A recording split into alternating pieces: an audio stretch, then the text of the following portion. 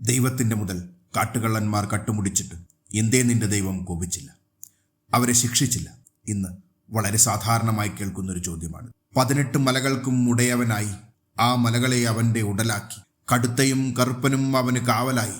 കാനനത്തിലെ ക്രൂരമൃഗങ്ങൾ അവന് വേട്ടനായ്ക്കളായി. അങ്ങനെ ഈ കേരളത്തിന് അവൻ കാവലായി.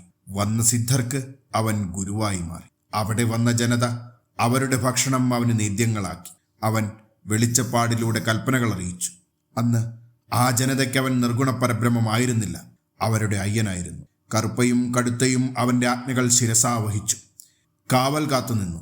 പുൽമേഞ്ഞ കൊട്ടിലിൽ അവൻ ആ കാട്ടിലെ ജനതയെ, മൃഗങ്ങളെ കാത്തു. അവൻ്റെ സ്ഥാനത്തിന് ചുറ്റും ആ പ്രഭാവത്തിൽ 1000 സിദ്ധപീഠങ്ങളുണ്ടായി. സത്യം തിരിച്ചറിഞ്ഞ് തന്നെ കാണാൻ വന്നവനെ ഒരു പോറൽ പോലുമില്ലാതെ അവൻ കാത്തു. കല്ലും മുള്ളും അവൻ കാലിന് പൂമത്തകളാക്കി മാറ്റി. എന്നാൽ പിന്നീട് വന്ന കാലത്തിൽ പുനരുദ്ധാരണത്തിൻ്റെ മറപറ്റി തമ്പുരാന്റെ തിട്ടൂരത്തിൻ്റെ ബലത്തിൽ ശ്രേഷ്ഠ ഗുരുക്കൾ പലരും അവനെ സ്വർണ്ണക്കൂട്ടിലിട്ട് മന്ത്രം കൊണ്ട് ബന്ധിച്ചു.